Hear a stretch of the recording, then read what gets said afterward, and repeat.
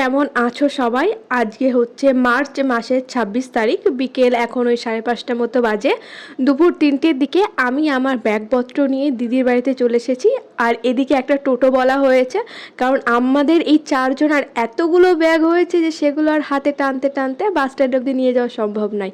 তাই টোটো করে চলে এসেছি বাস স্ট্যান্ডে। এখান থেকে বাস ধরে আমরা প্রথমে যাব বহরমপুরে। বহরমপুর যেতে ওই ঘন্টা ২-২.৫ লাগবে। আচ্ছা, কোথায় যাচ্ছি তোমাদেরকে তো বলাই হলো না। আমরা যাচ্ছি সিকিম দিদি দাদার সাথে। দিদি দাদার প্ল্যানটা অনেক দিন আগেই হয়েছিল, তবে আমার প্ল্যানটা কাল রাত্রিবেলায় হয়েছে। হঠাৎ করেই আমি ব্যাগ গুছিয়ে বেরিয়ে পড়েছি। এদিকে আমরা বহরমপুরে চলে এসেছি। আর এটা হচ্ছে আজকে আমাদের বাহন। আমাদের গাড়ি রয়েছে হচ্ছে 10:30টার দিকে। আরাধনা ট্রাভেলসে আমরা যাব। আমরা মোট 7 জনা যাচ্ছি, তবে 7 জনার যে এতগুলো ব্যাগ হয়েছে সেটা দেখেই সবাই অবাক হয়ে যাচ্ছে। আসলে বেশিরভাগ শীতের পোশাকই নেওয়া হয়েছে। ব্যাগগুলো তুলে দিয়েছি গাড়িতে। এবার আমরা চলে এসেছি হোটেলে। বহরমপুরেই রাতের ডিনারটা সেরে যাব। বহরমপুরে যতবার খাওয়া দাওয়া করেছি ততবারই ডিসঅ্যাপয়েন্টমেন্ট হয়েছে, একবারও ভালো লাগেনি। আজকে আমরা রাতে নিয়েছিলাম রুটি আর তড়কা, তবে তড়কাতে এত তেল দিয়েছিল যে 7 জনের তড়কা এক জায়গায় করলে প্রায় 5 কেজি মাংস রান্না হবে। আর আমরা কেউই তেমন তেল ঝাল মশলা খাই না, আর আমি তো একেবারেই খেতে পারি না। তো যাই হোক, ওখান থেকে রাত্রিবেলায় ডিনারটা সেরে আমরা চলে এসেছি এবার বাসে। এবার সবাই যারা যারা ছিল বাসে উঠে পড়েছে। আমাদের এবার গন্তব্য শুরু হবে। আসলে এই প্ল্যানটা দিদি দাদারা 1 মাস আগে থেকেই করেছিল, আর আমাকে বারবার বলেছিল যেতে যদি চাস তো চল। কিন্তু আমার যেহেতু সামনে পরীক্ষা রয়েছে আর স্টুডেন্টদেরও পরীক্ষা চলছিল, তাই আমি বারবার বলেছি যে আমি যাব না। কিন্তু কাল রাতে হঠাৎ করে আমার কি মনে হলো, দিদি বারবার জোর করে, আমি বললাম ঠিক আছে তাহলে যাব। বাসে ওঠার সঙ্গে সঙ্গে আমাদের একটা জলের বোতল দিয়ে দিয়েছিল। আর এটা হচ্ছে আমাদের প্রথম টোল গেট। এটা হচ্ছে বহরমপুর টু ফারাক্কা। আমি এই ভলভো বাসে কোনোদিনও আগে চড়িনি। আমি কোনোদিনও এত দূরের রাস্তাও জার্নি করিনি। হ্যাঁ, ওই দীঘা অবধি গিয়েছি।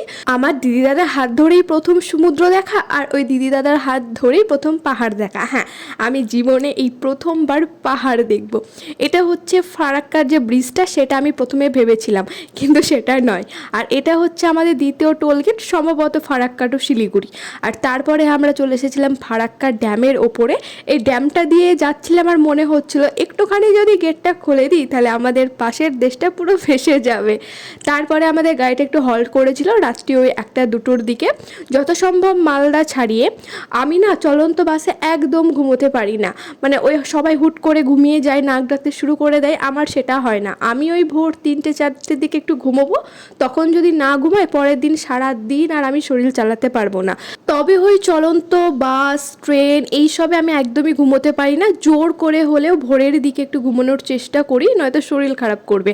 আর আমার সব থেকে সুন্দর মুহূর্ত হচ্ছে যখন রাতটা কেটে সকাল হয়, সকালের আলো ফোটে আবার রাতের অন্ধকার থাকে। অবশেষে আমি বাসের মধ্যে একটু ঘুমিয়ে নিয়েছিলাম। এদিকে আমরা শিলিগুড়িতে পৌঁছে গেছি। সকাল ওই 5:30টার দিকে আমাদের পৌঁছে দিয়েছে। আর এই যে আমাদের বাহন আমাদেরকে নামিয়ে দিয়ে ওনার গন্তব্যে চলেছে, আবার কোনো একদিন দেখা হবে। আমাদের হোটেল টোটাল সবই বুক করা রয়েছে, হোটেল থেকে গাড়ি পাঠিয়ে দিয়েছে। তবে বাস যেখানে আমাদের নামিয়ে দিয়েছিল সেখানে হোটেলে যে গাড়িটা আসার কথা ছিল সেখানে না এসে স্ট্যান্ডে দাঁড়িয়েছিল। তো আমরা কিছুক্ষণ হেঁটে গিয়েছিলাম। সকালবেলায় 1 কাপ চা নিয়ে নিয়েছি, তবে এই ধরনের চা আমি প্রথম খেলাম। গোলমরিচ, তার লবণ, তার লেবু দিয়ে চায়ে ভর্তি, কোনো রকম চায়ের স্বাদই নেই। এদিকে আমাদের 7 জন, তবে গাড়ির ড্রাইভার আরও 2 জনাকে নেবে বলে প্রায় গাড়িতে আমরা ঘন্টা 3 থেকে 2-3 ঘন্টা অপেক্ষা করছি। অবশেষে অনেকক্ষণ ধরে অপেক্ষা করার পর ওই 7:59 নাগাদ আমাদের গাড়ি শিলিগুড়ি থেকে ছেড়ে দেয়। আমি তো তখন খুবই এক্সাইটেড ছিলাম। শিলিগুড়ি অবধি তো ঠিক আছে, গল্প শুনেছি। তারপরে দাদা বলে একটু বাইরের দিকে চোখ রাখবি, শিলিগুড়ি থেকে কিছুটা দূরে গেলেই পাহাড় দেখা শুরু হয়ে যায়। তো আমি আরও এক্সাইটেড হয়ে পড়ি। আমার এই প্রথমবার পাহাড় দেখা। প্রথমবার যখন আমি সমুদ্র দেখতে যাই তখন আমিও ভীষণ এক্সাইটেড ছিলাম। সমুদ্রর স্বাদ তো নেওয়া হয়ে গেছে, এবার পাহাড়ের স্বাদটা নেওয়া বাকি।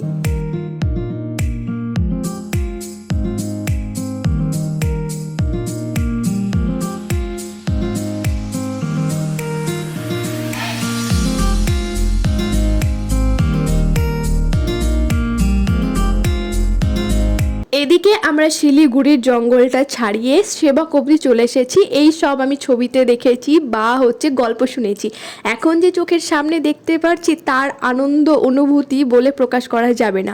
আমি তো 1 পলকও ফেলিনি যে আমি কিছু একটা মিস করে দেব। তারপর থেকে দেখা শুরু হলো পাহাড়ের। আমি তো ভীষণ এক্সাইটেড ছিলাম, তবে পাহাড়ি রাস্তায় যে এত জ্যাম লাগে আমি কখনোই জানতাম না। আমি ভেবেছিলাম হয়তো এঁকে বেঁকে রাস্তা হবে, উঠে যাব, তবে এত এঁকে বেঁকে রাস্তা ছিল বাপরে বাপ। আর আমাদের যে ড্রাইভারটা ছিল তিনি যে কত জায়গায় কতক্ষণ ধরে বাজার করতে নেমেছে নিজের বউয়ের জন্য, বাড়ির জন্য, তার ঠিক নেই। অবশেষে আমরা চলে এসেছি সিকিমে। এখানে আমাদের হল্ট ছিল সকালবেলায় ব্রেকফাস্ট করার জন্য। আমি এখান থেকে একটা মার্শমেলো নিয়েছিলাম। আগে কখনো মার্শমেলো ট্রাই করিনি, তবে এখানে চোখের সামনে দেখতে পেয়ে নিলাম। আমার এই প্যাকেটটা নিয়েছিল 120 টাকা। আর এদিকে দাদা হচ্ছে একটা চিপসের প্যাকেট নিচ্ছিল, আর এটা ছিল আমাদের রেস্টুরেন্ট। তবে আমরা কেউই কিছু খাইনি, কারণ এত গোল গোল গোল গোল ঘুরেছি, আমাদের আর একদম খিদে নেই। সবারই প্রায় শরীরটা একটু অসুস্থ হয়ে পড়েছিল, তাই ভাবলাম এখান থেকে আর কিছু খাবো না। আমরা যা সঙ্গে করে নিয়ে গেছিলাম তাই খেয়েছি।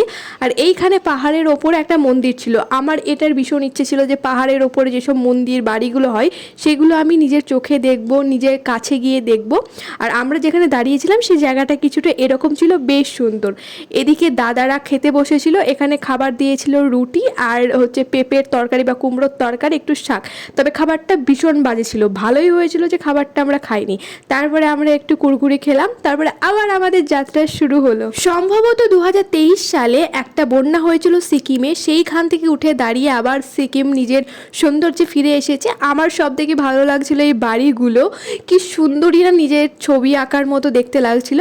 আমরা যাওয়ার সময় এত জামে আটকেছি সে আর তোমাদের কি বলবো। 10 মিনিট এগোচ্ছি তো 20 মিনিট জামে আটকাচ্ছি।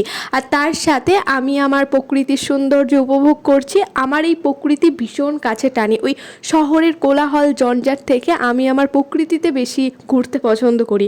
তো এই জাম আর এই আমাদের ড্রাইভারের বাজার করা শেষে অবশেষে আমরা পৌঁছে গেছি আমাদের হোটেলে। এই 7 জনের এতগুলো ব্যাগ টানতে গিয়ে আমরা হাঁপিয়ে যাচ্ছি।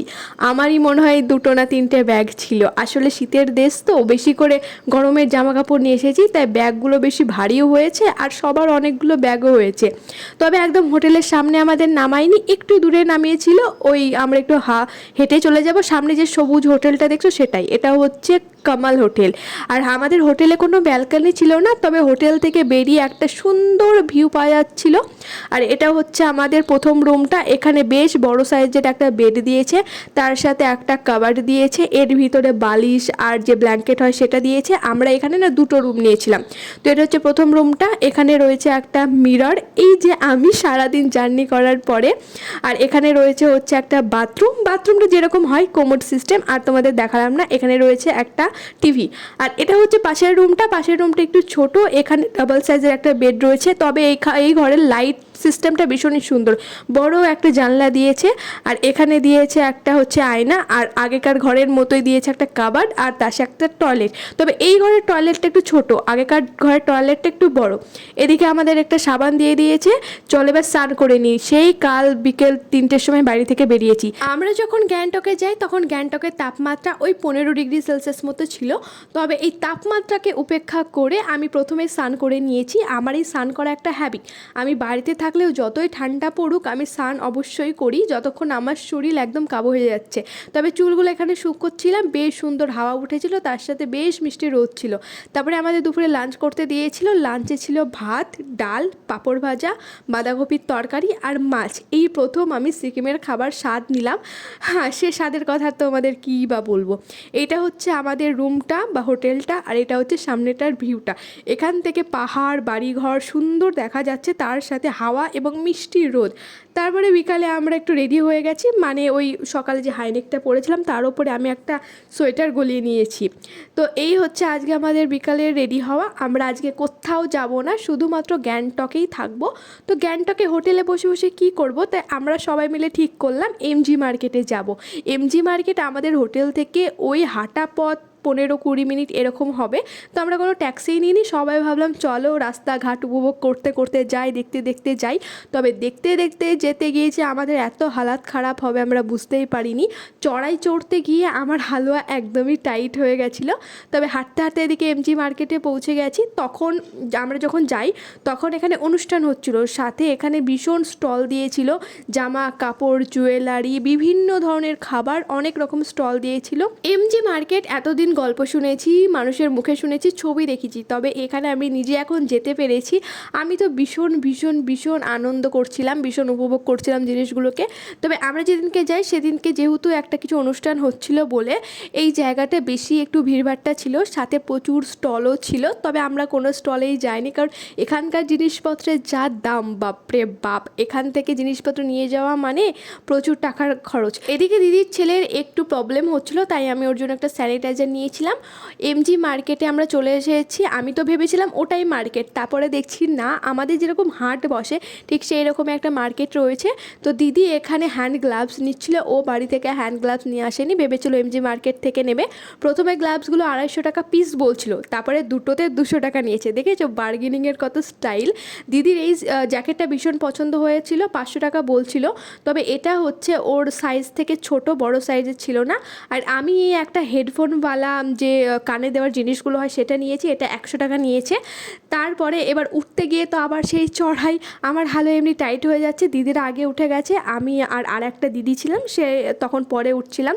আর এইখানকার কুকুরগুলো যে কি মারাত্মক সুন্দর আর কি মারাত্মক কিউট, কি বলবো তোমাদের।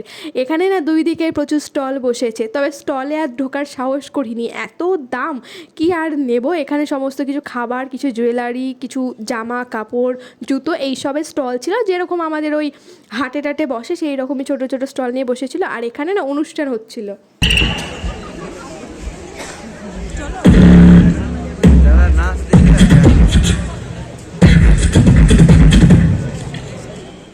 আবার হাঁটতে লেগেছি, আমরা ঠিক করেছি হেঁটে হেঁটে আবার হোটেলে যাব।